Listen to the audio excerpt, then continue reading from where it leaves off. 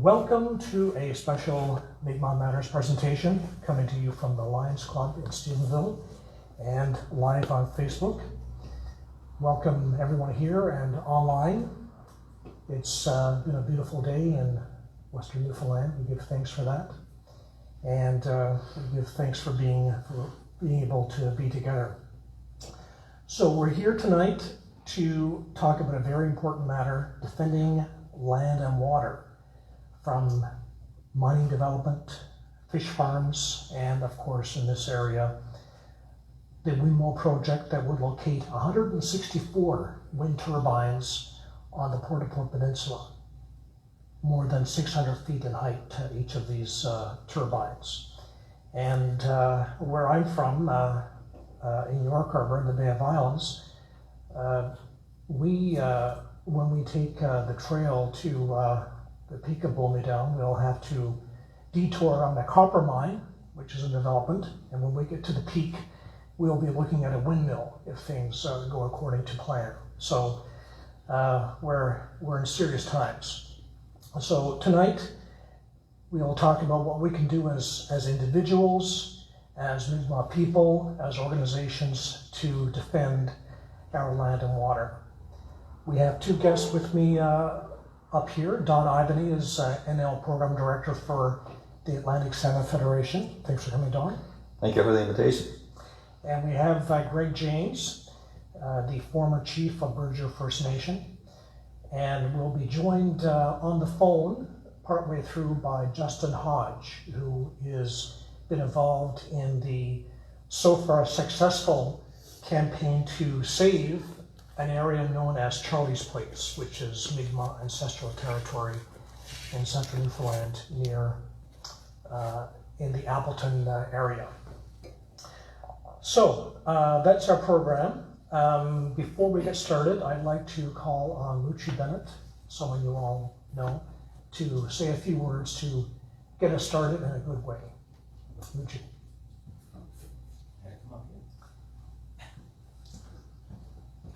I know you speak loudly, but it's for the people on Facebook. Gee, I'm never on Facebook. Okay, I was going to do an opening prayer, but prayers are very important. It's almost like the missing link sometimes. But really and truly, what I'd just like to do is to talk about where we're at right now. And I want to start off by saying that we are doomed as a species if we continue to exploit the natural resources of the earth rather than consider that the natural resources of the earth are actual sources of life. That's a saying by a very important chief, Orville Looking Horse. We're at a point right now, just coming off, I can't say it was a celebration, but the time of the anniversary of Truth and Reconciliation. And how can we even consider reconciliation when the truth isn't being told yet? We're a hurting people. We were first contact people by the Europeans, and now we are the last to regain any rights or even the ability to converse to power or to chiefs or to provincial, federal, municipal governments, let alone industry. So we're at a really pitiful position right now, and I want to thank yourself, Glenn, and the panel for coming here to discuss this, and the folks that came out to be a part of this. I just hope, that we can find some balance and harmony, that there's a conversation that happens with the communities involved way prior to memos of understanding being signed, prior to the news and having the world leaders here in Stephenville area in for big signings and all this stuff, before there was a conversation or an opportunity for the townspeople to become involved, ask their opinion, their concerns. And it's not just for that, maybe there is a balance that could be found because this technology is cutting edge and it's, greener energy and all this stuff, but we've got to find a way of making sure that the communities and the regions affected, including the birds, the fish, the animals, the earth, the air, that it's going to be protected. I'm very concerned about Valentine Lake. I'm very concerned about the fish farms, and all the other mining and exploitation that's happening. And I call it exploitation because quite often it's what it ends up being. Although there's jobs needed, and there's going to be jobs in different places, there has to be that balance with that safety net for the environment, and the environment includes us, the people. But we need to be a bit more ahead of the curve. But duty to consult, I believe it has to go beyond industry consulting with native leaders or Indian Act chiefs. That conversation has to be at the grassroots level with the people, with the elders and the native leaders that go beyond the political. And I believe that conversation hasn't happened yet. So that has to happen. And we can't always be on the defense like we were when we were maybe weeks or months away from having fracking here in our area, and got that. And by the way, that's only paused. That's asleep right now, but that could be woke up again. We hope that it never will be, but that potential is still there. So that's my thought and my wish, and I guess my prayer, really, is that we can start having those conversations and do the maximum that we can to protect the environment, not the minimum, and then clean up the mess maybe later. So anyway, thank you very much for the opportunity. Thank you.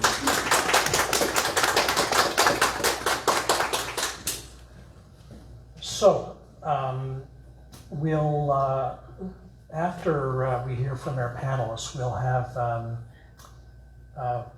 question and answers, both from people here and online. And I'm just looking for the Facebook page here so that I can see if people, when people comment, so you can ask your questions too online. So, without further ado, let's start with you, Don.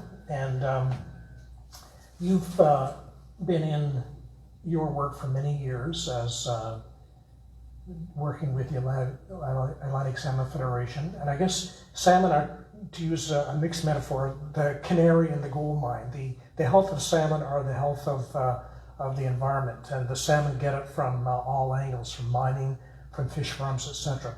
But let me ask you about this current moment. We have mines, gold mines being developed from one corner down in Isle of Mort. The Isle of Mort River is a scheduled salmon river, all the way up northeast. I think they're almost to Gander Bay now, a line of gold mines in development. And along the south coast from basically La Poile to Vita Spare, we're going to have fish farms. And not to mention the other developments. There's a copper mine in the Bay of Islands, as I mentioned, and maybe lithium exploration on the Burgeo Highway we've heard. Has there ever been a time when there's been more development going on than now? It seems like now, more than any time in history, we have development, resource development going on at an unprecedented level. I think that's a true statement. As I say, I've been with the Atlantic Salmon Federation now for 30 years, and we deal with a lot of proposals on a regular basis every year, but not always to the extent of some of the ones we're seeing today. These are large projects. You mentioned, the gold mines and some of the exploration work that's being done, in the Gander area, and just based on the core samples alone from that have been drilled on that at that site near Appleton. That gold mine poses to be probably one of the largest in the world, and because of some of the results from that mine, we've also seen other proposals come forth from Matador Mining Company on the Isle of Mort River, and there's others in the past that we've seen too. But in the meantime, it's creating a frenzy just looking at gold mines itself, and we can expect to see, I'm told, perhaps another half a dozen proposals when the exploration work clues up. But no, you're right. There's been a lot of projects over the years, big projects. But what I've noticed in recent years is that when it comes to those projects, as you mentioned in your preamble, there is very little consultation with members of the public on those issues before those proposals are submitted.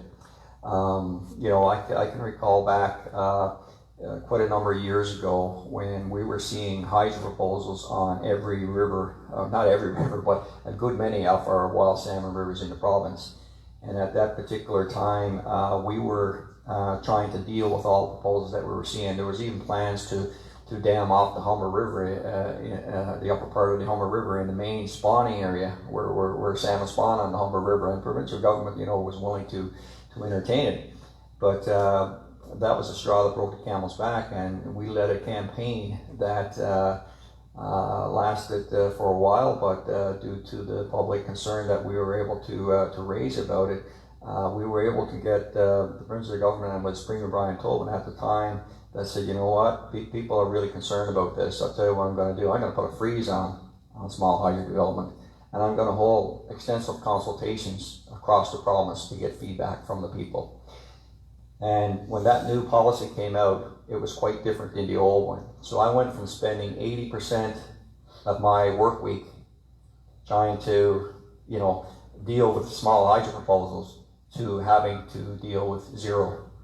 Because the focus then was on the Lower Churchill at Muskrat Falls, and there was no real consideration given to other hydro developments. The province said at the time, after consultation took place, a new policy came out that they would look at a combination of other sources to meet the future energy needs. But I haven't seen that kind of consultation in a long, long time. Well, let me ask you this, Don.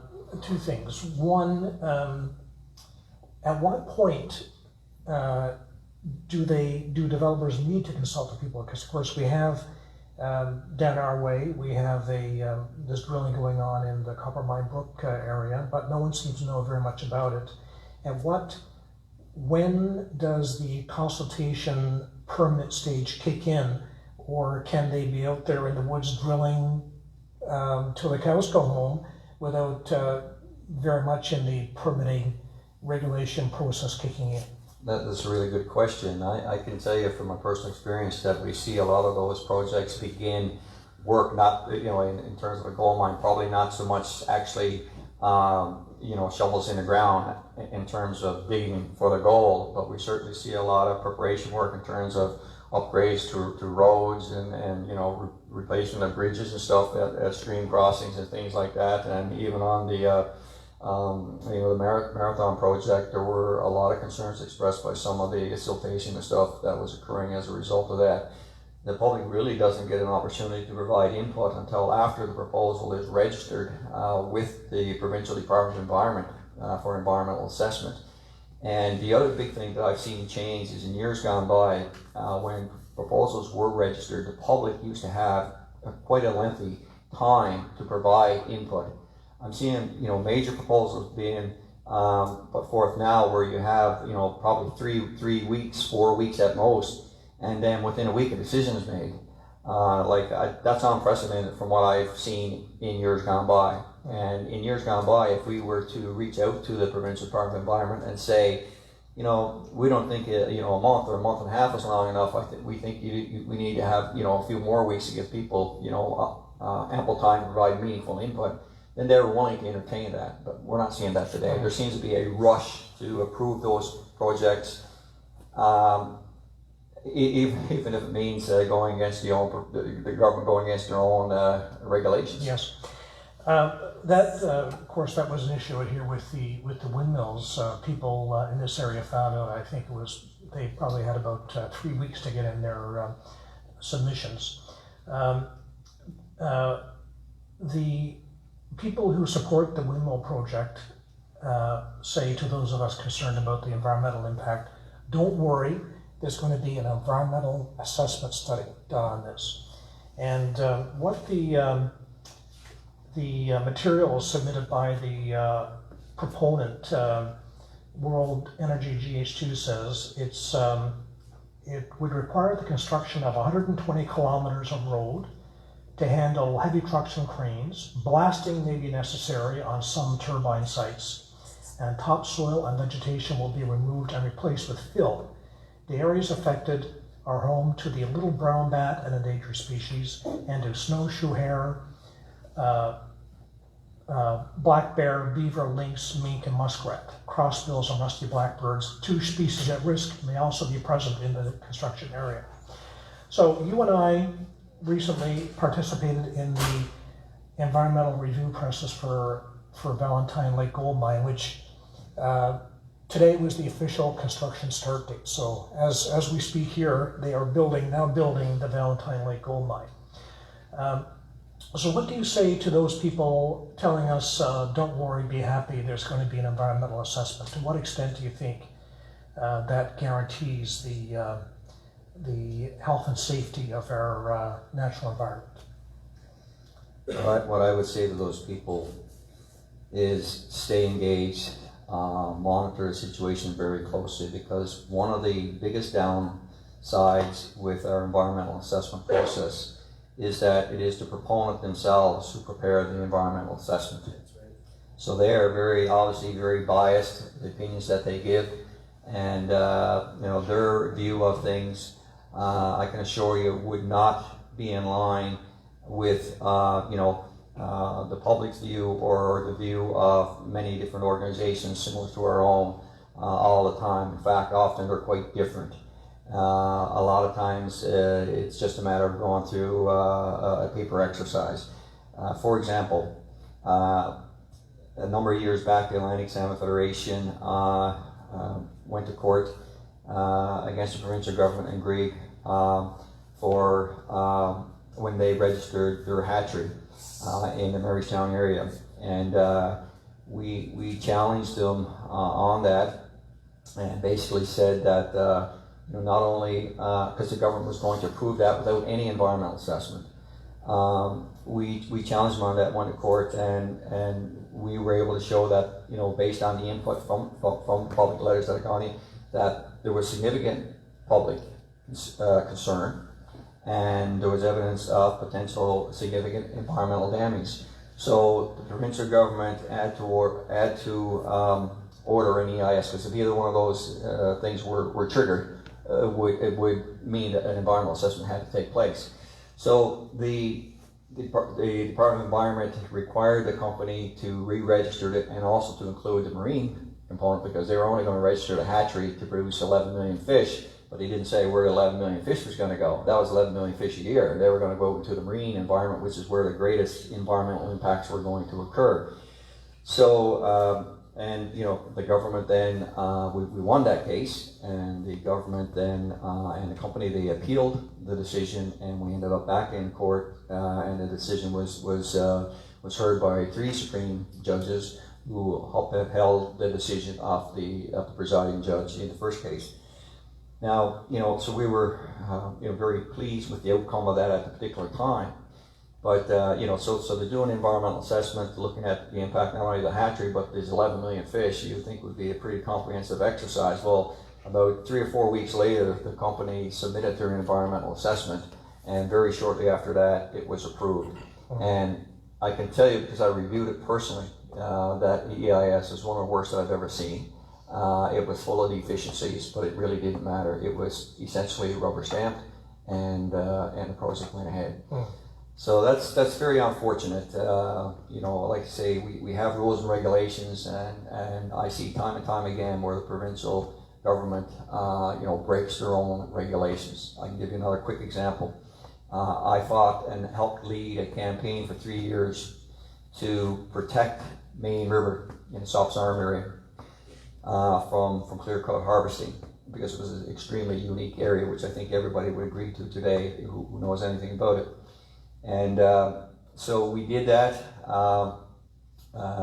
After three years at that, Again, we met Premier Tobin, and he informed us that, you've created enough social concern that, we don't have a social license to allow that project to go ahead.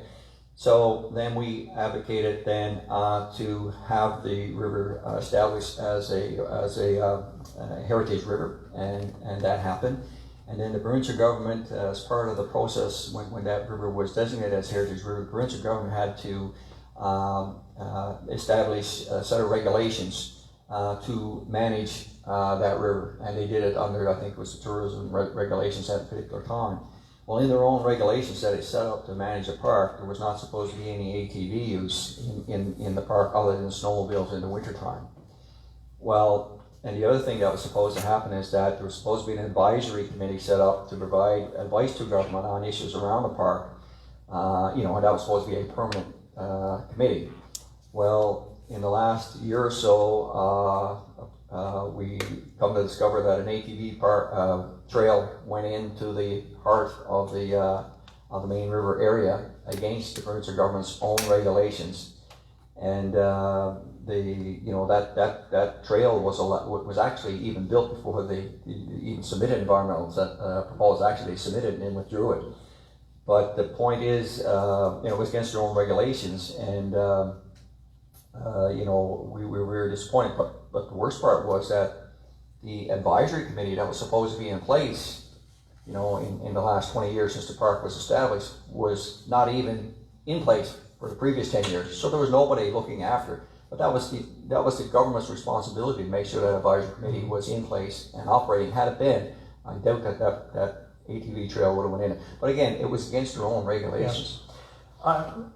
We'll turn to Greg now, but I think one thing to note is that the windmill project out here will be subject to provincial environmental assessment, but not federal environmental assessment, and therefore there is no participant funding under the provincial environmental assessment process. In the Valentine Lake process, for example, you guys got your 12 grand from the federal government, from the Impact Assessment Agency of Canada. Big Mom Matters, we hired a couple of experts to review the project, but for the windmills, of course, we're on our own. There's no money provided for that, so we have to, do our best on our own to review these technical documents and make submissions. So, we're up against it. So, Greg, over to you. As I mentioned, you were the founding chief of Burgeo First Nation. You live in Cornerbrook now, but you're still in touch with Burgeo. Your family lives there in the family house overlooking the fish plant in Burgeo. So you're still very connected. And one big issue now in Burgeo are these fish farms. There was a meeting recently of the Moe company who came into Burgeo with a proposal. We've reported on Meatball Matters that meeting, but for people who might not have heard about it, tell us a little bit about that meeting and what they have in mind for Burgeo and what the reaction was to it. When Melly came in, they set up a meeting. They invited the town and the First Nations people there. When we got there, we found there was a couple tables with maps on it, and they gave a presentation and said, "This is what we're going to do. We're going to hire the people around Burgeo to work on these fish farms and these bays," and and immediately that it raised a lot of red flags to me. That way they proposed their presentation. And when it come to asking questions and everything, they wouldn't entertain any questions, on salmon anemia, on sea lice, our concerns, putting these fish pens in. I think there was 3 million salmon in each of these sites in the mouth of salmon schedule, the rivers and that. So it to me, it was just a tick in the box. They didn't want our questions being filmed. They opposed, it being aired on the local channel. So we had to do our homework very quickly. You know, they promised a lot of things, but weren't able to answer any of our concerns or questions. And I went back and I served on council in Burgeo, and when fish farms started to show up and promised jobs and a few trinkets for the town and everything, that I immediately, you know, it sounded really good. That it was, they were proposing that it was going to be an economic driver for the town. It was going to be the savior and grace of the town, and everything was going to be fine, you know. But you know, my immediate concern is that they wouldn't answer any questions when it came to mass die-offs and things like that. So once I started to do my research in it, you know, I got even more concerned about how lack of environmental standards there are for these massive fish farms. You know, it seems you know, like Maui and seems that they want to come here because the government is inviting them here when they're getting kicked out of places like BC and even in their own countries of Iceland and Greenland. And you know, and one of the questions I proposed to them: why not land-based salmon fishing? And he said, well, it's too expensive. And so and talking to a few people, that I would say to them that, well, show me the proof that it is more expensive than sea-based. Now, I think sea-based salmon fishing, farming, it's easier to bury your secrets deep at sea. You know, when I asked, you know, the environmental impact of what it's going to do to the wild salmon stocks, you know, there was no answer on you know, the effects of this. And not only wild salmon stocks, but it affects the black bear and you know, the main source of food for these animals. They're out of sight. Not many people in their lifetime will see a fish farm in the bays along the south coast, because they're out of sight, they're out of mind. They go about their own business. There is no regulation, environmental regulation, when it comes to you know, policing these massive farms. Tell us what the plan Maui has, because it would affect not only Burgeo but a lot of places on the south coast west of where the salmon farms now are. France Way would have fish farms, and where else down there would they be locating these fish farms if their plan went through? They're planning on several sites through the west or through the south coast, up to as far as Lopoil. You know, Maui is not the only one. We got Greek agriculture, and that is given the green light to develop fish farms. So we have several companies in there eyeing it up and making proposals, and so they want to promise a lot of things to these communities, and I think it's a lot of false hope. You know, when it comes to jobs, not you know, I vacation down in Burgeo, and you know, there's a shortage of workers there. It's an aging population, and we don't have the a employment pool to pull from. So, you know, one of my questions were, now where, you know, you're going to get the workers for these farms, and other than bringing people from outside. And that, so there was a lot of questions asked and very little answers given, which, you know, it gives me great concern over that. These bays are, you know, I ask myself now, why do they want to come into these pristine bays? And you know, my theory being is that because they can hide these farms in these bays and get away with a lot of the regulated, you know, standards. We struck it very, very lucky this time when Fiona come through with these storm surges. And if it was, you know, further down the coast, that we would have been looking at an environmental disaster. You know, these pens would not stand the devastation that the South Coast has seen from Burgeo to Port Vaz. Then you would have a lot of these farm salmon breeding with hybridization with the wild salmon, which cause problems. Also down in Burgeo right now, there's a proposal to turn Sand Banks Provincial Park into a national park and to set up a marine reserve, which I guess a marine reserve is kind of like a national park in the water. It's kind of like a marine version of a national park. And I understand some of the people who support fish farms also support the marine reserve, but that doesn't seem to be a very good fit. No, it's not I question that myself, and that is, you know, you can't have your cake and eat it too, and that you're trying to promote the tourism on the South Coast and that in these pristine areas.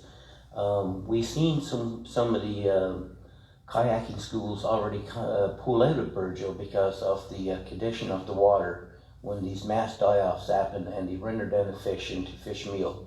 You know, no one wants to come to a coast where the water is red or green and play in those things. So we have to ask ourselves the hard questions here, and that is as Mi'kmaq people, and that as well, and that, you know, at what cost do we defend our land and water from these big companies? So, how do you think public opinion is in Burgeo right now? How many do you think most people will be in favor of these fish farms, or will be opposed? Right now, I think there's a split going on here. It seems that some people are very quiet on it. That the opinion may be that, well, it's going to happen anyway, no matter what we do. You know, this is going to go ahead. You know, so our hands are tied. Or let's see and let's see what happens here. You know, and there's a lot of people from outside of the community are very concerned that are living away, that come home and want to salmon fish and they want to hunt these, and it generates a lot of you know, economic spin-offs here as well. And that, you know, we have people coming back from Alberta that we spend thousands of dollars just to put a hook in the water and fish these pristine rivers. So there is opportunity there. There is a lot of opportunity for growth, and along that line to market ourselves as one of the best places to come back and kick up your feet in the sand. Yeah.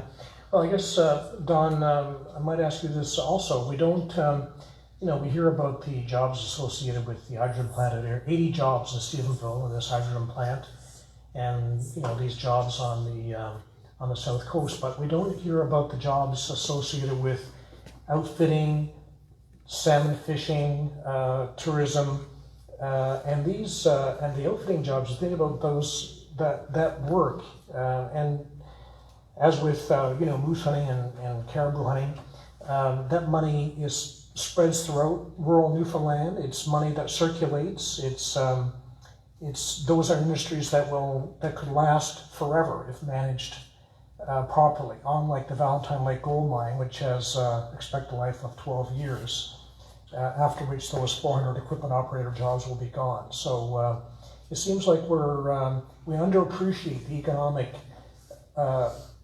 impact of protecting the environment and all that it offers. I think that's a very good point. I had actually prepared a few figures just from the exploits river system.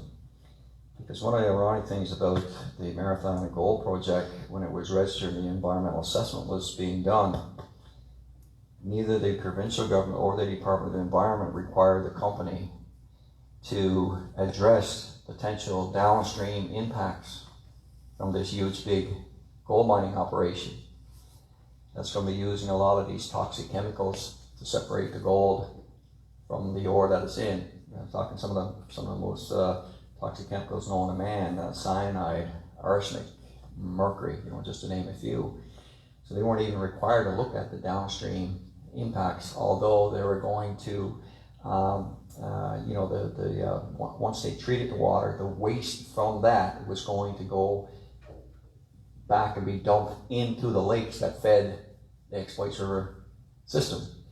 And it was not going to be spring water. it's not going to be spring water, that's for sure. In fact, when I was at the Marathon public meeting in Port Bass, they were going to use the same process, and I asked the representatives of the company there if they would drink the water, and their answer was no. And I said, neither would I either, because while it may meet the mining regulations, doesn't mean that water is pure. And if you're looking at a mine like that one on the Exploits, they propose the mine would be there for 13 years. So that waste material water would be dumped in that lake every single day, 365 days a year for the 13 years that it was proposed to be there. But they also did some exploratory work since then, and that mine is likely going to proceed for 20 years and perhaps more.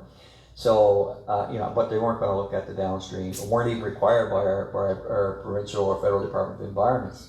Now, in the meantime, what bothered us mostly about that, and we pointed that out when the terms of reference came out, that it should be addressed and should be included, was that, if I look at the Exploits River alone, back in the late 70s, there was about 1,200 to 1,500 salmon that came into the Exploits River, and they could only get upriver as far as what's called the Grand Falls in the town of Grand Falls, because there was the impassable falls there.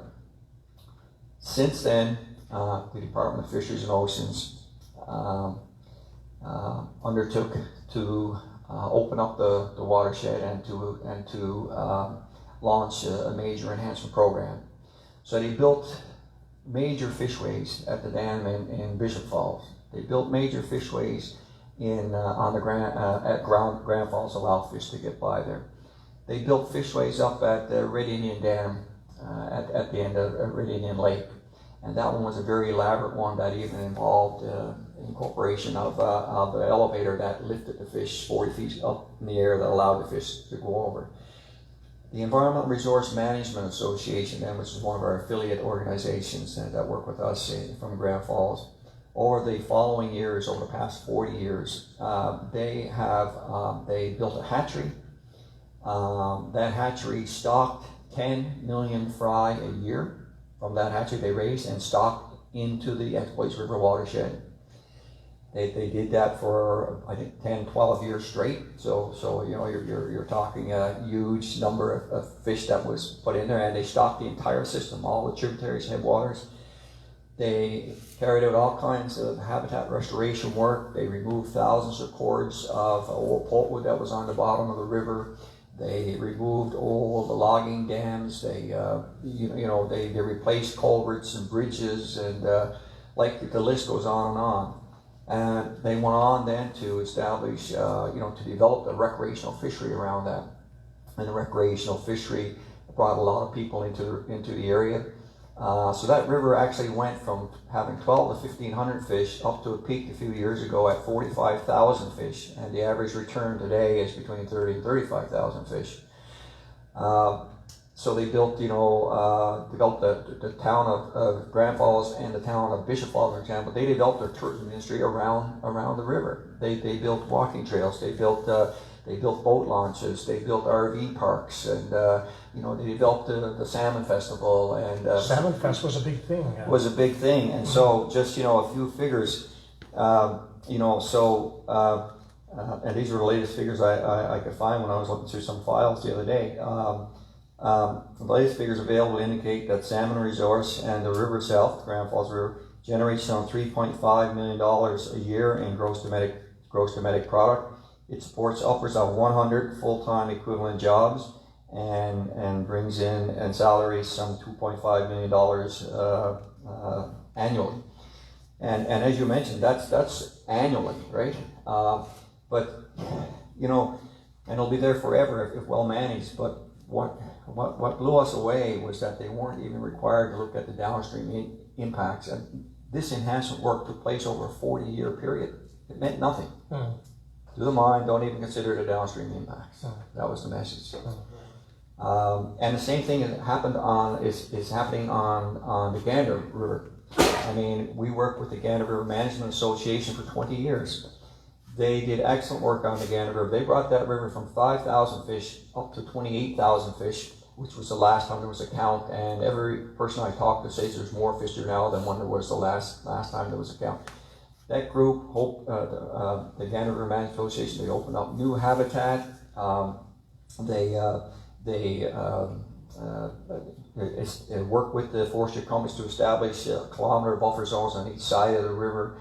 They made sure there was a good planning around the river, and all kinds of things. And they carried out river watch programs, education programs, enforcement programs. And again, right now the province is allowing these mining companies to do seismic work, exploration work right in the town of Appleton. Right in the town of Appleton, without really even consulting with the town on this latest proposal until it just doesn't make sense. But the tourism industry in Newfoundland is quite large, and the fishing alone generates probably upwards of $50 million a year. And you've got the outfitting industry, which is that much or more. And our potential for growth in Newfoundland, we have great tourism potential if we look after and manage our wildlife resources and our environment better. But I don't think we're doing that. In fact, it's my honest opinion, based on the work that I've been doing for the Atlantic Salmon Federation, that currently, when it comes to issues about the environment, it's as if protection of the environment is not even on their totem pole. It's just not a priority. But you talk to anybody from the province of Newfoundland, talk to some people who were living away from Newfoundland, had to go to find work or what have you, and why they'd love to get back to Newfoundland, or when they come, what they come back to do. They come back because of the environment that we have, the ability to fish, to hunt, to hike in a pristine environment. They have cabins. If they don't have a cabin and people don't have a cabin, they know someone's got one, and that's where the majority of people Newfoundland spends their weekends. They love being close to nature, involved with nature. It's what defines us as a people in Newfoundland and Labrador. And you can't put a dollar figure on that. Here. You ask the people of Newfoundland, do we want to see, a pristine lake like the Gander River protected and Charlie's Place protected? Or would they rather see the area destroyed because there's going to be a gold mine going there that's going to be dumping the effluent into the river system? You know what? I think they pick the environment first. Don't get me wrong, we need jobs, and there's nothing wrong with mining and stuff, but hey, we cannot continue to be, this day and age, dumping this kind of material back into our waste material, back into our watersheds. We can't continue to be damming rivers for hydrocarbons, those kinds of things. Times have changed, and we have to change and adapt and do what's right for the environment as well, because it's very important to us. Now would be a good time to call our friend Justin Hodge in Central. He's actually in the Appleton area. So Justin, if you're watching on Facebook, I'm going to be calling you shortly. So if the phone rings, it will be me. And I'm going to dial your number and put you on speakerphone. It's low tech, but we did a test and we think it'll work. So just stand by and I will dial your number.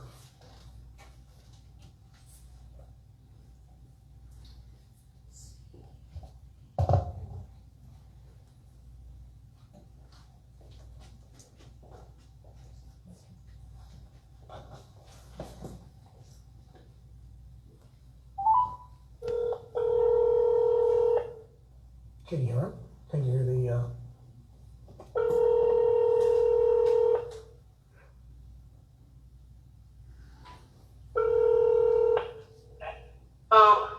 Hello, Justin. Glenn here. Hello, Glenn. How are you? Good.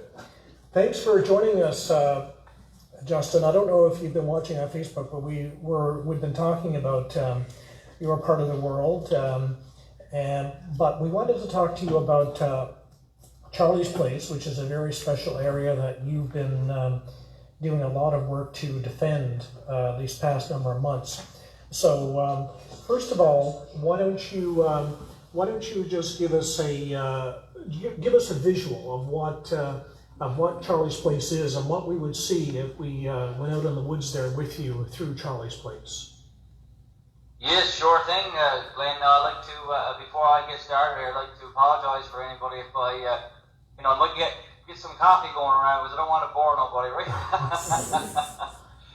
But yes, Charlie's Place is very important to a lot of the locals here. As you know, we mix indigenous and non-indigenous communities here, Glenwood and Alvin, and the only thing that separates us is pretty much a river. Again, the river that runs in between the two towns here.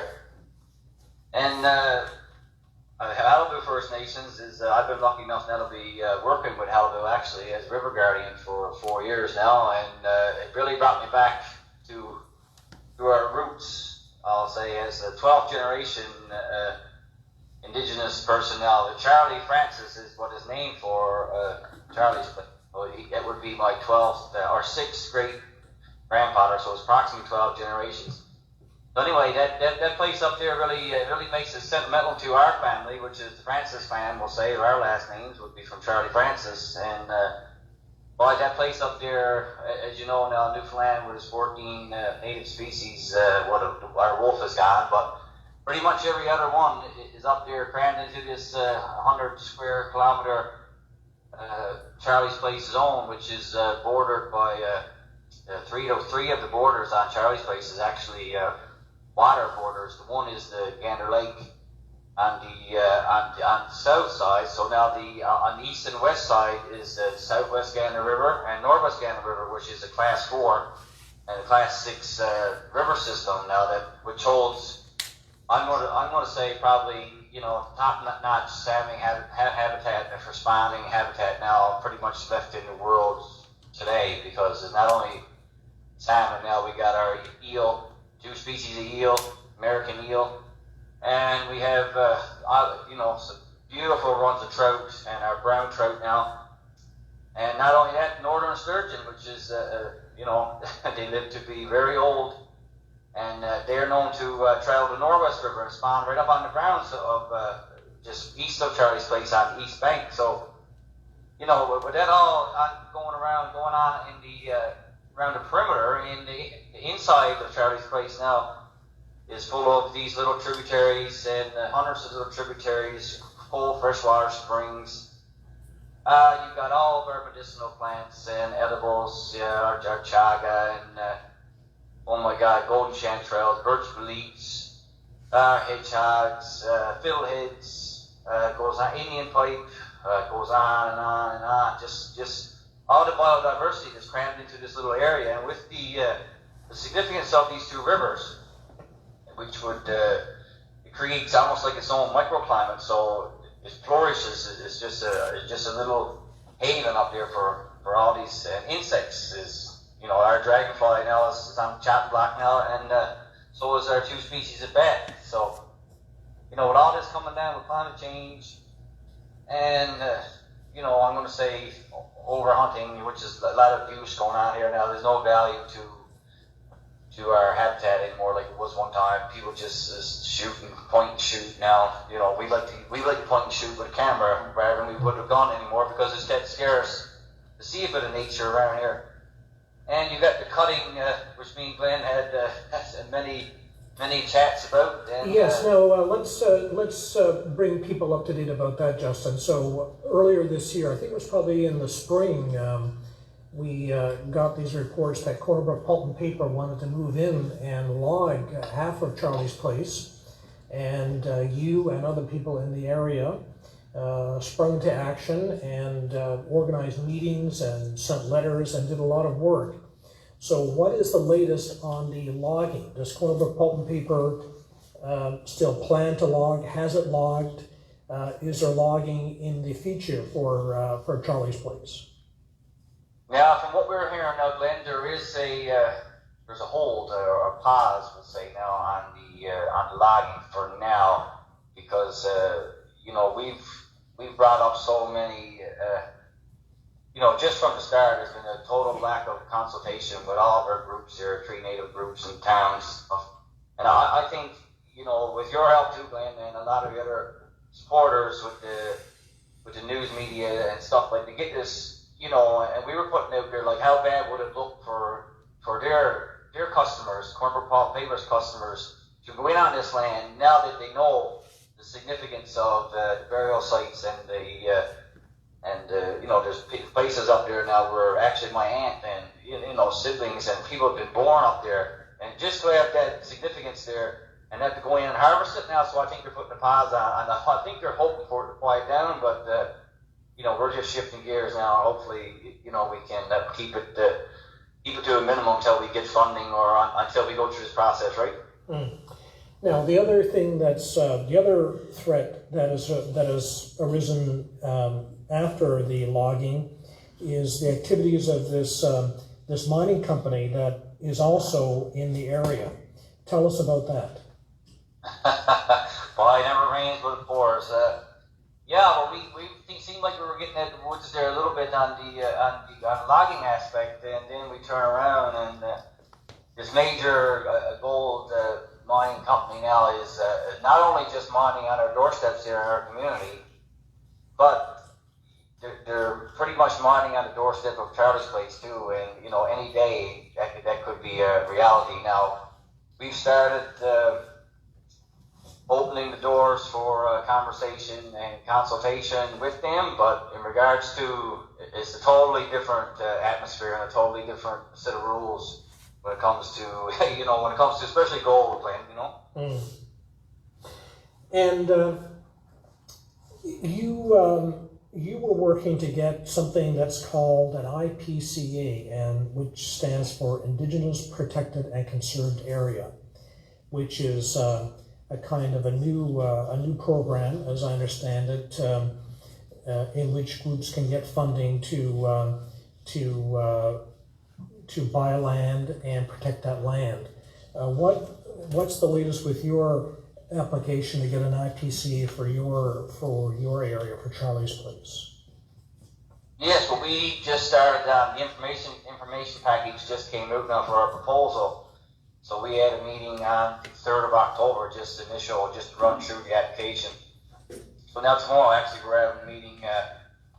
It's going to be the chiefs and myself and maybe the member of the NCC. We're working with all these totally different, you know, excuse abbreviations, but Nature Conservancy of Canada and, you know, Ducks Unlimited and all these different support groups now to probably get a recommendation, you know, just to boost up the importance of Charlie's Place, not just in a spiritual or a cultural way, but in a, you know, for climate change and for all this. But yeah, this funding call then would really open up the door when it comes back to buying the tenures, whether it be mineral tenures or, you know, forestry, corner pulp paper, or whoever would occupy the tenures, right?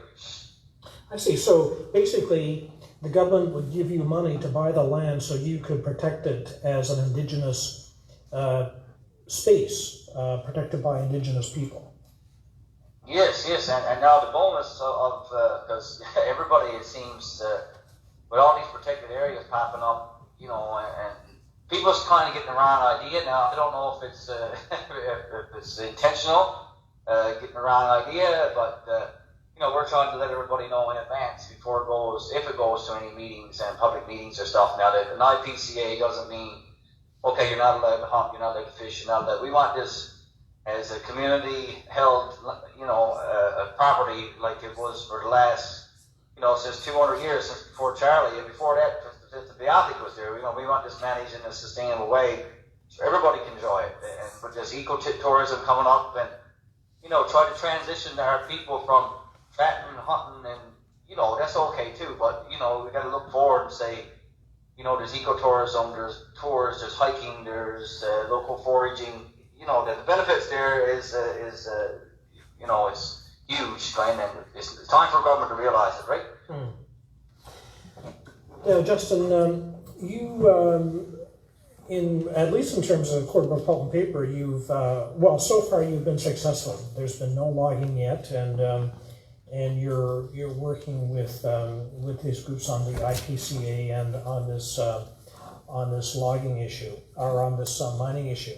So all across the province, people are dealing with various challenges, fish farms on the south coast. We have windmills in this area, 164 proposed for the Port au Prince Peninsula. We have mines from Island Ward all the way up to your area. So what, in your work, your land and water defense work these past number of months, what have you learned in terms of strategy? What is more likely to bring success? What tips do you have for people in other struggles that might be facing similar challenges as you have out there? Yeah, well, like you say, it's I'm knocking on wood now before I'm going to say this because but no, I just say keep at your local MHAs and even don't be afraid to go over their heads wherever you can get all the petitions you can get, and if you can possibly get it through the House of Commons, somebody to bring it forth House of Commons, somebody that's in the House maybe to get the Premier's attention. And the more signatures, better. The more support, the more displays. The picketing, the signs. Because at the end of the day, I think, and I feel every day when I'm watching for Stephenville and what's going on out there. It's the same thing we're going through, all across the island. With these windmills and these fish farms, and like you just mentioned, and the cutting going on in the mining. We only got a small island here. I don't know if they're aware of it, but there's no backcountry. So once everything is gone, it's pretty much gone. But I think we would really benefit from everybody getting together. Like you probably mentioned, like a coalition or something like that to make our voices heard for sure. Right, a Mi'kmaq People's Environmental Alliance, or maybe Mi'kmaq People and Allies. But I guess. There's strength in numbers, so we all have to stick together at this time. Yes, and I just want to add, make sure that you don't get discouraged, because when we started at this, when Corner Brook Pulp Paper walked into our first meeting, there was I think there was 4 of us, and it was myself and 3 other elders. Dressed up in our old checkered vests. Now, no doubt one fellow was cutting wood, the other fellow was doing something, or just come out in the woods. And they must have come in and said, well, boys, this is going to be an easy day. We'll wrap this up in time for Tim Hortons camping on the way home. But little did they know, that everybody came together and at the end of the day, hopefully make a difference at last, right? Maybe Greg, Don, do you have any questions for Justin in Appleton? Well, first of all, good evening, Justin, and just for your benefit, Glenn, I've met Justin in the past and attended some of the meetings and that they've been involved with in trying to get Charlie's Place protected. I'm familiar with the most of the Gander River system, but I have never been to Charlie's Place. And Justin, saw your notice a little while ago where you're taking people up on tours. I just want to let you know I'm really hoping to participate in that very soon. I've been a little too busy right now, but we support what you're doing, and I like your advice to the people. Don't give up on these things. You have to stay involved. It's when you quit is when you lose. So and I guess just a couple other things I just throw in there. Canada, in the last year or so, made some major commitments internationally, to reduce climate change, and they established a number of targets that they wanted to meet. Not long after that, they actually approved the Beta Nord oil project in Newfoundland, which a lot of people say probably in terms of the impact on the environment will cancel out most of the other commitments and protection measures that were in place. And the provincial government followed suit and approved a bunch more oil exploration licenses.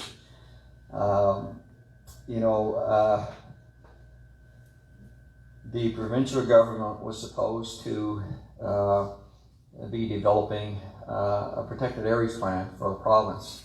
It's been in the works for 25 years. 2 people resigned in the last year or so because of, you know, they weren't getting anywhere with this and couldn't get government to release it. And I think as a result of that, government, so they sort of forced government's hand, and government did come out and release the plan.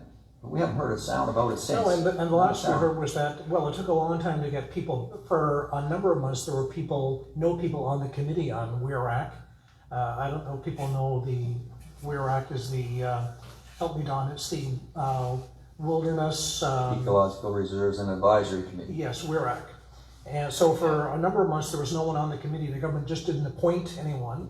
And so now they have people appointed, but there's been, at last report, no meeting. So the thing is there as a sort of fixture to say we have it. But, and no, there are very good people on the committee, but you know, they need political support. So I think they're there as window dressing, it seems, without very much action to implement this, this report. Yes, and as just mentioned, I mean, you know, the federal government is prepared to compensate all of the provinces, because all the provinces have to do their part. The federal government is prepared to compensate the provincial governments for all of the you know, land that they commit to be protected.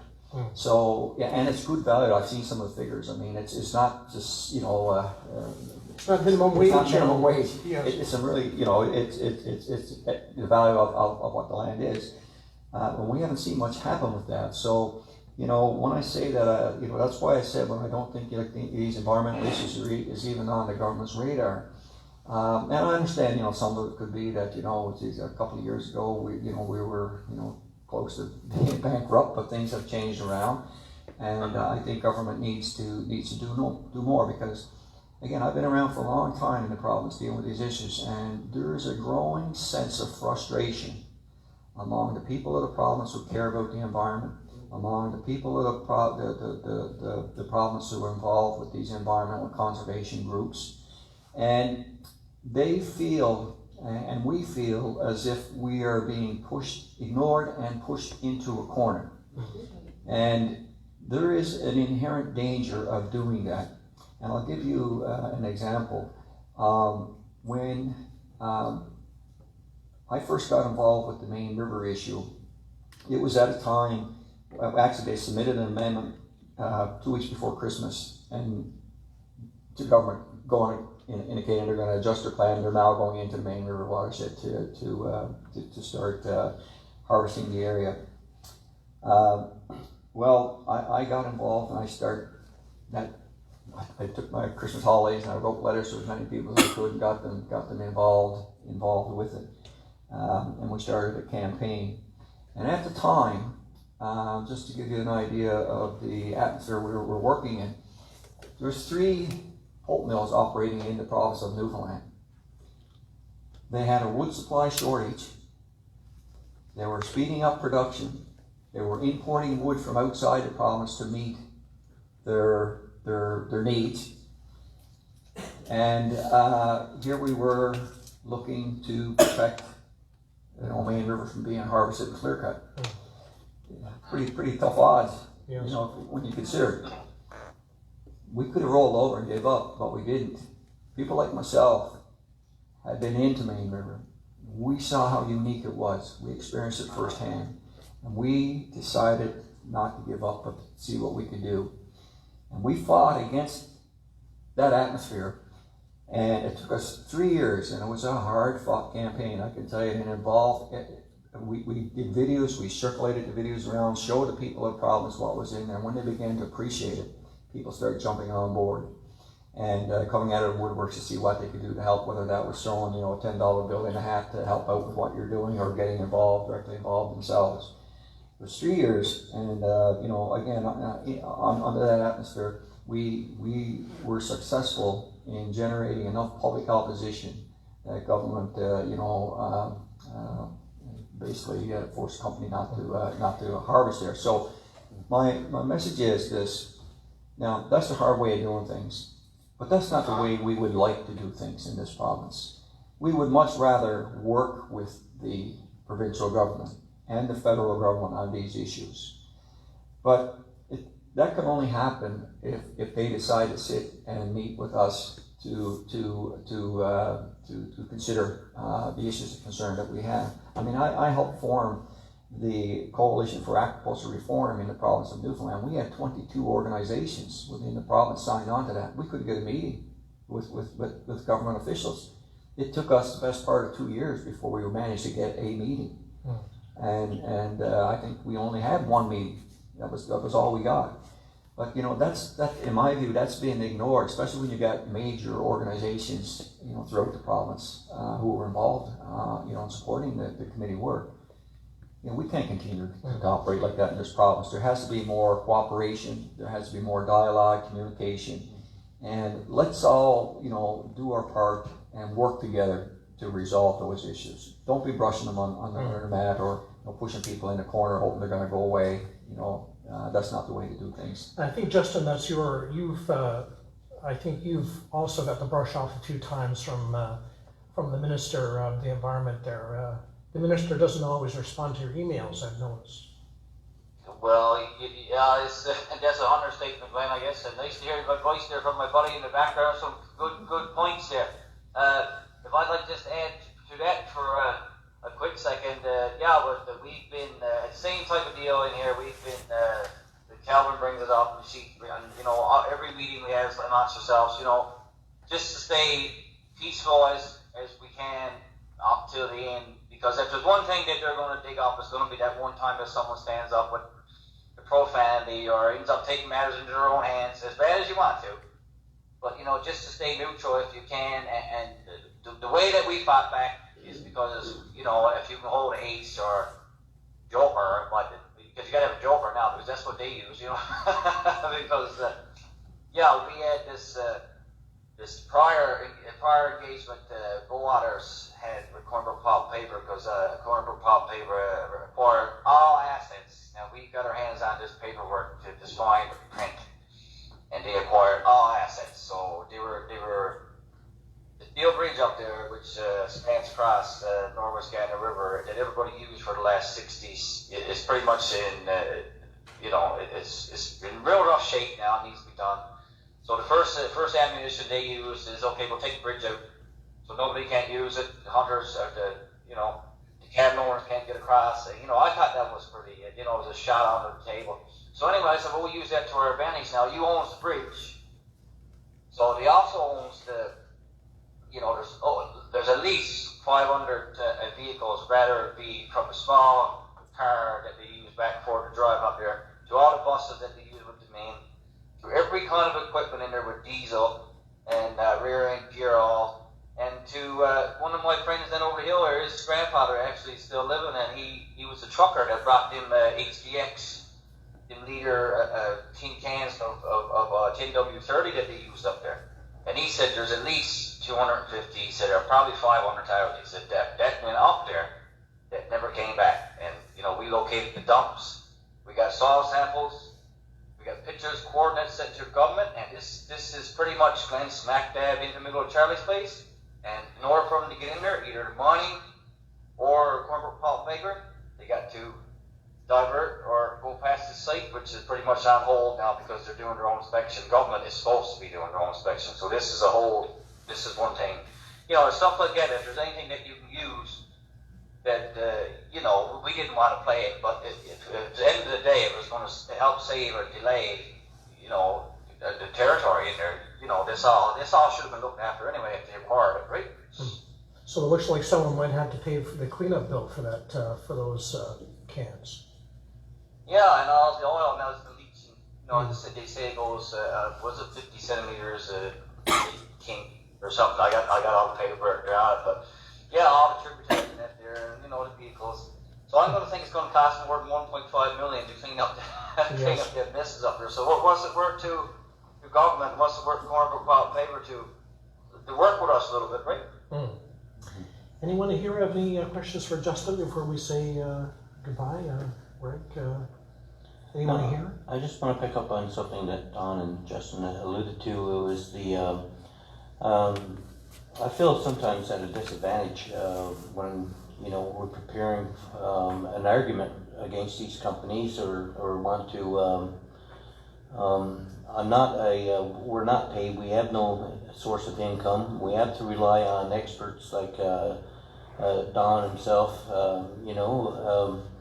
so we find ourselves, trying to organize at a grassroots level, but honestly, out of the gate now we find ourselves at a very unfair disadvantage when it comes to these companies.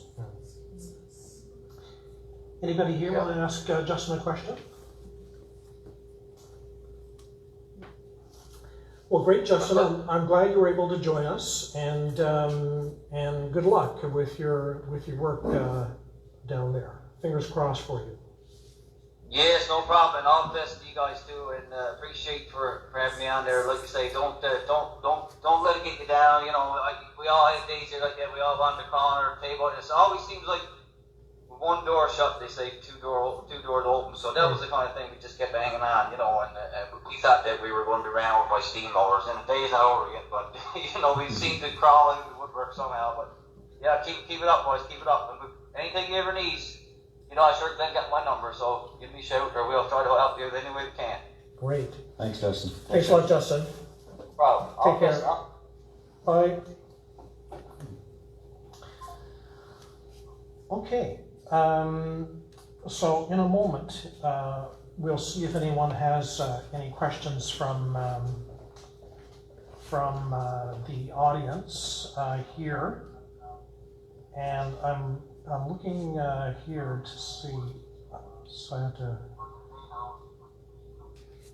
want to turn on the sound and see if there are any comments on Facebook that we want to respond to.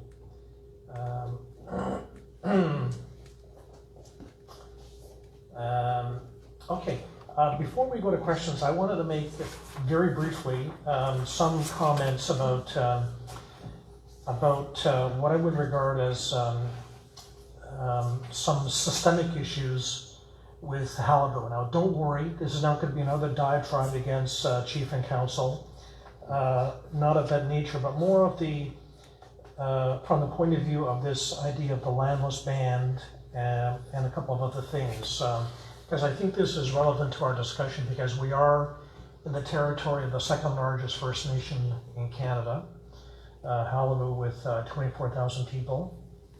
But Halibu has perhaps not lived up to its potential in terms of being an ally in land and water defense. And I think there are three factors here that are relevant. And I wanted to talk about this idea of the landless band. We always hear Halibu described as a landless band. But if you look at the agreement in principle that set up Halibu, that phrase is never used, landless band. It says that at section 2.6 that the band will have no reserve base. So it's saying that Halibu doesn't have a reserve, and on Lake Con River, for example. But it also says at Article 2.2 that, and here are the words, nothing in this agreement shall be understood so as to abrogate the rights of Aboriginal peoples of Canada under Section 35 of the Constitution Act. That's what it says at 2.2.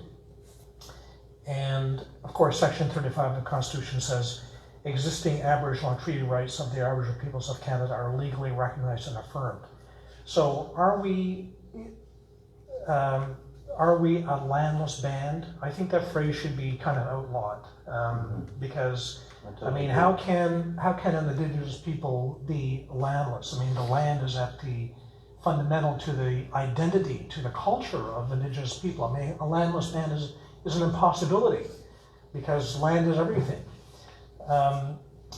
So that's one thing. But unfortunately, I think Chief and Council have kind of adopted this kind of defeatist attitude of a landless band, because when, for example, there was discussion about Valentine Lake, what we were told was that, well, we don't really have any rights, so we can't object, and we should be grateful they've invited us there to tell us what they're doing, and they're going to negotiate a memorandum of understanding and promise us some jobs. So, that's pretty good because we have no rights, and even though we have no rights, they're giving us these advantages, which some would say is a misreading of what the agreement in principle actually says. So that's one quick point. The second quick point is about the Drew case. Now, some of you will be familiar with the Drew case, named after Ken Drew, who was a member of the Mi'kmaq First Nation in Congo River. And in the early 2000s, they had a court case to prove that they had hunting and fishing rights on the Bénodord wilderness area. So they said, as Mi'kmaq people, we have a right to go there and hunt and fish. And they went to court and they lost. They lost at the trial division, they lost at the Court of Appeal, and the appeal was denied at the Supreme Court of Canada. And what the court said was that you haven't presented any evidence that the Mi'kmaq were here before the Europeans. The Mi'kmaq came here with the Europeans. You have no Aboriginal rights. Case dismissed. And a lot of people observed that was, some of you will know the name Jerry Wetzel, lawyer and legal historian, who says the case was kind of botched because the witnesses they used were familiar with the Nova Scotia situation, but not about the Newfoundland situation. And there was one key witness that could have been called, who wasn't, named Charles Martin, but he was from Quebec. He was an expert on the way the Mi'kmaq traveled from Magdalen Islands to Anticosti, down through New Brunswick, along the south coast out to Saint Pierre and Miquelon in their ocean-going canoes with the high sides, so that they could be out in the waves. So, you know, it was unfortunate. We're still living with the Drew case. So when, a number of years ago, there was a new essential vice chief of Halibu named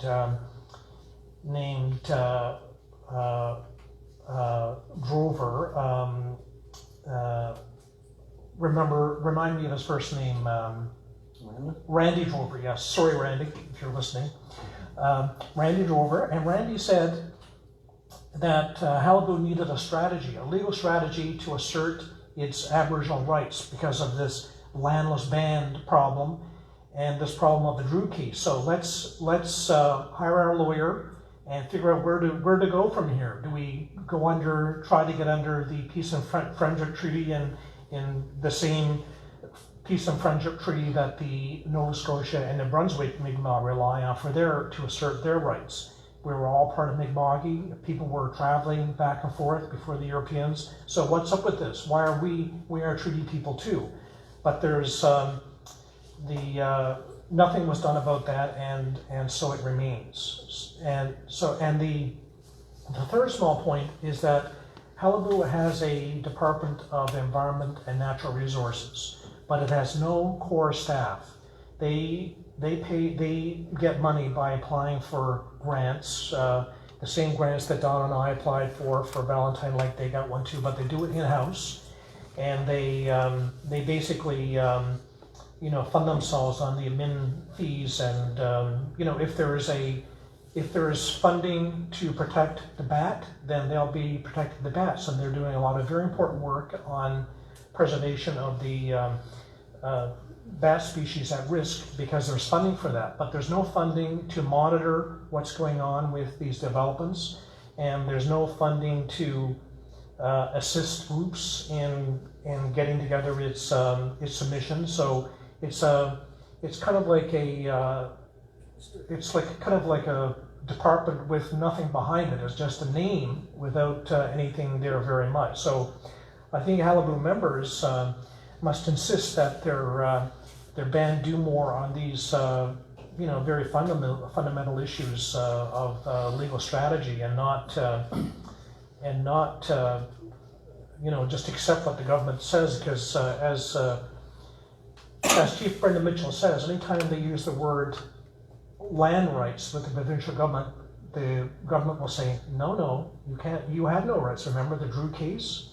They always bring up the Drew case, and anytime there's any kind of claim, any kind of discussion, it's shut down because of the Drew case. So it's a major problem that requires some action. So enough of my pontificating about that. let's see what people are saying online, and do any questions from the group here. Now is your turn. The floor is open, so speak your mind about windmills, fish farms, gold mines, or anything else that you have on your mind.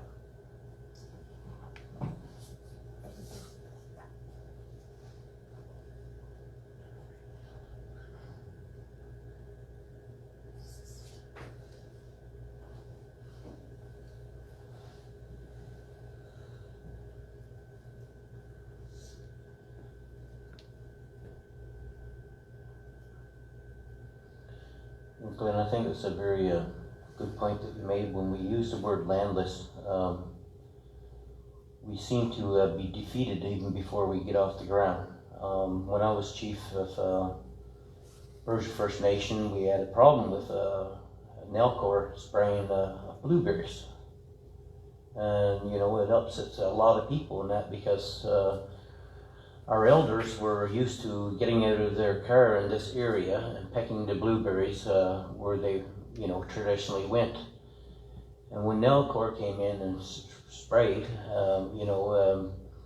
they posted their signs without any consultation whatsoever and just ruined the area. And we and our elders couldn't access that area anymore now, because we can't have people, you know, in their 60s and 70s not walking from the road, so they depended on that area.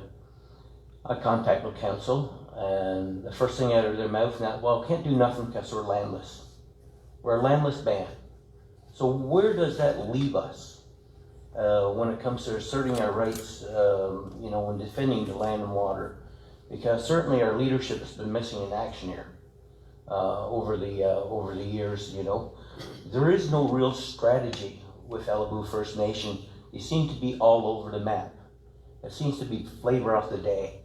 You know, it's when you have to wake up in the morning and you read on your news feed that there's been a memorandum of understanding signed with with windmills and gold mines, and without any consultation with membership whatsoever. You have to ask yourself that, where are they getting their policies from? You know, are they just flying by the seam of their pants? Is this a strategy that we don't know about? Because it certainly hasn't been communicated to us. You know, a simple thing like a berry, but it means a lot to people who live off the land, who rely on the animals. You know, I had a huge concern with Valentine Gold going in and setting up a huge gold mine right in the middle of the birthing grounds of the caribou, of Halibu. You know, the Great River herd is as struggling as it is, and I read the environmental report and that where they're going to mitigate some of the, you know, low volume blasting and things like that, and they're going to shut down in the evening. And these caribou don't know the difference of you know, where to go. I seen it firsthand, you know, where thousands of caribou was on the Burgeo highway, and I believe the Hope Brook gold mine was at a demise of them, disrupting their migration pattern. You know, it got them off, and left them out. And who's going to speak for these animals? Who's going to stand up and give them a voice? If we don't assert ourselves as Mi'kmaq people in Newfoundland and Labrador, then we're not going to have any caribou left. We're not going to be able to pick our berries traditionally where we went. We're not going to be able to fish in these pristine rivers anymore. Everything be gone. So being a united voice, you know, have an environmental, some kind of committee, a standard, because I see pockets of people all over the place, but doing their own thing. You know, I go back to where it seems that we're left at a disadvantage because we have companies coming in, they're well organized, they're well financed, you know, they promise money. You know, what I've seen, you know, recently when World Energy said we have $10 million put aside, And people came out of the woodwork and said, that's great, it's going to bring doctors and it's going to bring all this infrastructure and everything and it's nothing but bribe money. You know, it's nothing but bribe money to get people on board, keep people quiet. And, you know, we either get this right now or we have so much to lose. We have so much to lose when it comes to our fish, our bats, and our caribou, our moose. You know, ever since I was a boy that I can remember, I have followed in my father's footsteps on hunting grounds. You know, I still want to see that for my grandchildren. You know, I want to see the pristine of it. You know, I don't want to tell stories of, I remember back when. You know, there was a time when caribou roamed the land. I don't want it to be, I want to show where the caribou still roam the land, you know. So it's very important that you know, people like Don, that we get our voices heard by the government, and because this is going at a speed which really concerns me. Exactly like Don was saying, you know, you got 3 to 4 weeks and boom, things are being approved, and we go, wait a minute, we didn't have a chance to open our mouth yet. You know, it seems to be ramrod down our throat, and we have to stand together and ensure that we are heard at the table. Now, here's what people are saying on Facebook.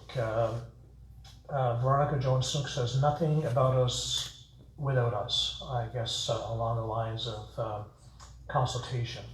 Margaret Jessica Cranford says,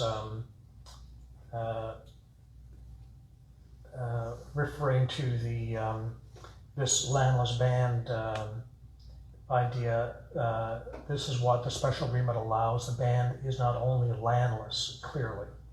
Everybody are treaty peoples. The treaties were signed and agreed upon with the settlers. And Margaret also says, because we were sold out in exchange for the resources which we are rich with. Some of these comments were made in response to comments, so I'm taking them somewhat out of context here, but I just wanted to give you a flavor of what people were saying. And Margaret also says, people need to get comfortable with feeling uncomfortable talking about these important issues and concerns. Well, all the oak for addressing this topic. And Jeremy King, who I believe lives in Ontario and has his own litigation, is also talking about land and land claims, and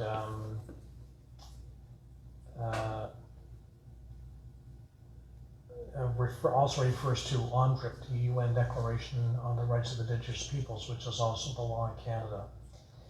Margaret says we can't eat money, and those are true words. And Helen Darrigan says, from day one, I personally felt that the agreement in principle was initiated in the best interests of business and politics, not in the best interests of the people, Indigenous and non-Indigenous. Which is interesting because it's very perverse. We have the second largest First Nation in Canada, but it is used to actually deny our rights by telling us that we have a landless band and no rights. So it's very strange when you think about it. I mean, it's like it's almost a curse having a First Nation, because it's a First Nation that says we have no rights. So it's something not right there. I think we're agreeing. I think too, Glenn, that this word truth and reconciliation is being thrown around way too lightly. Like Mochi said, that we're starting to know the truth. How can we reconcile when it's business as usual? You know, it's business when we leave the Indigenous people out off our inherent right as First Peoples to be here and to be land and water protectors. You know, there's nothing wrong with standing up and asking some hard questions. You know, there's nothing wrong with it. And people would say to me, "Oh, you're anti-job." And that's not true. Everybody wants to see our communities prosper. Everyone wants to see our communities, you know, our children stay home here, you know, and prosper from the jobs and everything. But at what cost? We must ask ourselves, are we willing to do that? Good. Well, thank you. Thank you for your comments online, friends. Don, any closing notes from you before we say goodnight? Yeah. I guess, you know, it was evident tonight from the commentary that we had that there is a growing sense of frustration in the province that not enough attention has been given by our governments when it comes to issues around, land protections and protecting the environment. And, I've been giving some thought to, how do you go about addressing that, or what's the best way to do it? And during the 30 years so I've been with the Atlantic Salmon Federation, I saw times in the past where there was a strong environmental movement in the province. We had organizations like the Newfoundland and Labrador Environmental Network, and they were sort of a multi-stakeholder type group that had a strong voice in the province. But in all due respect to that organization, as time evolved, they became more of, in my just personal opinion, more of an education and public awareness type of organization, not so much an advocacy type organization. If I could just interject there, Don, for one moment. I think a lot of groups have moved on to doing work that they can get grants for, like a lot of the Western Newfoundland Environmental Alliance is doing work on gardening and native crops like that, which is important work. Yes, but to fight the government on these issues, there's no money. We can't get grants for the work that we want to do. No, absolutely. But I don't think that there's a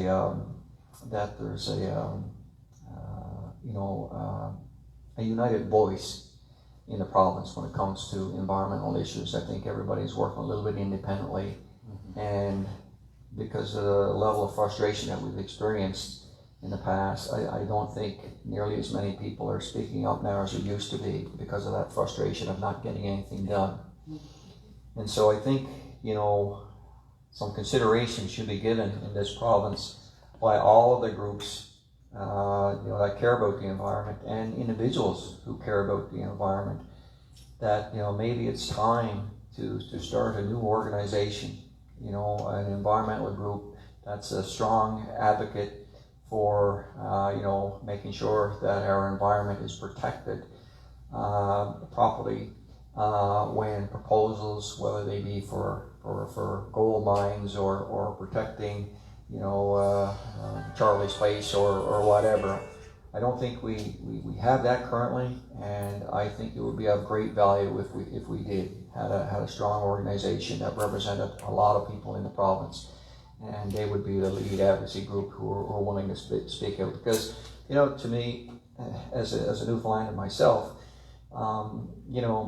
it doesn't matter. I don't think that whether you have land rights in Newfoundland or not, or whether you're black or white or whatever you are, if you live here, in my opinion, you have a right to express your opinion when it comes to those issues. I mean, the Atlantic Salmon Federation, we have no land rights in Newfoundland either, but we're not shy about expressing our opinions on those issues. And we do so, not to be argumentative, but we do so in the best interest of the province. And that's why we do it, and for the fish that we value. So I believe that we need to have more of a coordinated voice, and I'd like people to give some thought to that, and as to how we can probably go about setting something like that up. I think it would be of great value in the province. Mm-hmm. Maybe we need a summit, an environmental summit. Yes. That all the groups sign on to, and it could either be done in person or virtually, or both. It could be a combination of both. Yes. I thought about the same thing. It'd be nice, probably, in the future to organize an event, maybe in central Newfoundland somewhere, a place somewhere is easy to get to, where we can have a conference, symposium, whatever you want to call it, but get people in there, and because the Atlantic Salmon Federation itself, we existed as a individual organization for a long time, and then back, I think it was in the 80s, we recognized, God, there's over 100 different salmon conservation groups throughout the Atlantic Canada and in Quebec and Maine. But everybody is working independently on their own. They're all rowing in different directions. And we said, if there was a way to unite all of those groups, bring them all together, they could have a very strong voice. So we actually organized an event on the Matapedia River, and we invited all of those groups to come out to that. And there was great participation. People came from all over. And, we pitched the idea that we had. And the Atlantic Salmon Federation and the network that we have in place now was a result of that. So we have, that at the time, the agreement was made for everybody to work together. Everybody signed off on it, and the local organizations, the grassroots organizations, took a lead role on the local issues in their area. The provincial body, like the Salmon Council, Newfoundland, Labrador, they took a lead role on the provincial issues. And ASF's role was to deal primarily with the international issues and things like that. But we created a network that everybody was communicating with each other all of a sudden, and we were able to achieve a lot more by doing so. Mm-hmm. And so I think something like that needs to happen in Newfoundland. Yes. Labrador. Yes. Good evening, gentlemen. My name is Alicia Drake. And I am a resident of the Port-au-Port Peninsula, and I'm here tonight with 7 other ladies who some are on the Environmental Transparency Committee.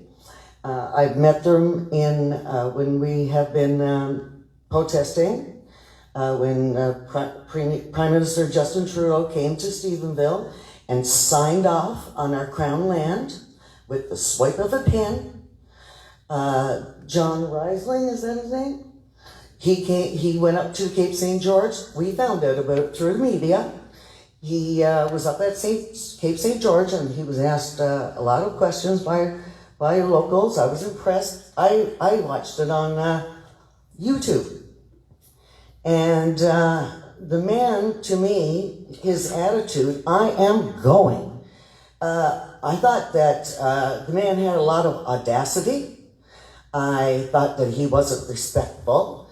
And then he said that he had spoken with a handful of leaders on the Port-au-Port Peninsula, and they agreed that he could go ahead.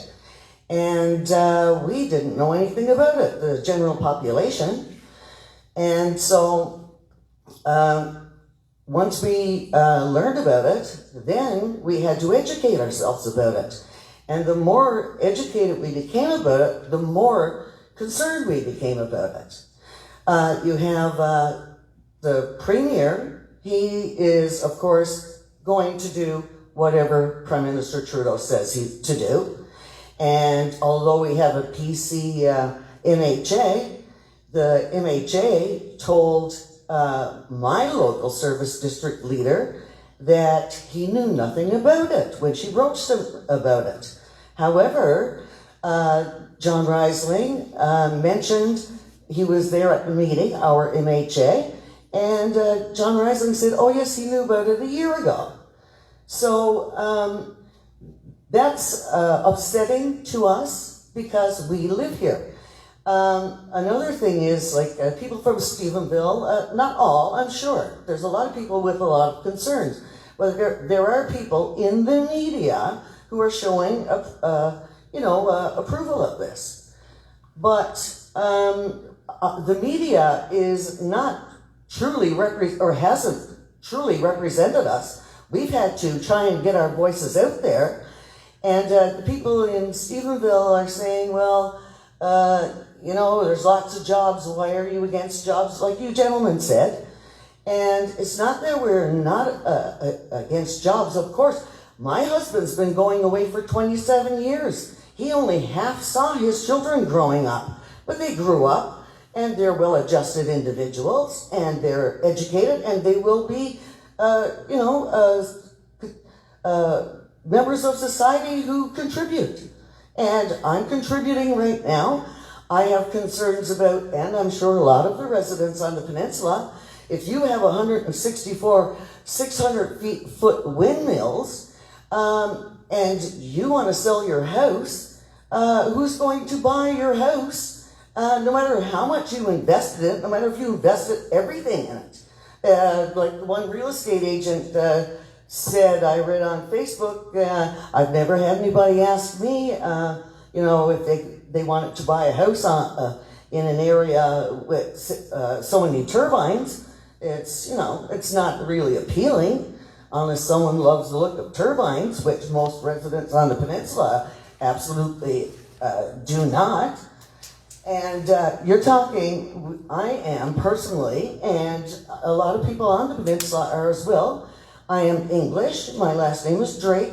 I'm very English, but I'm also French and Mi'kmaq. And I have, over the years, been conflicted by being English, being Mi'kmaq, and being French. Thankfully, I am surrounded by people with similar backgrounds as myself.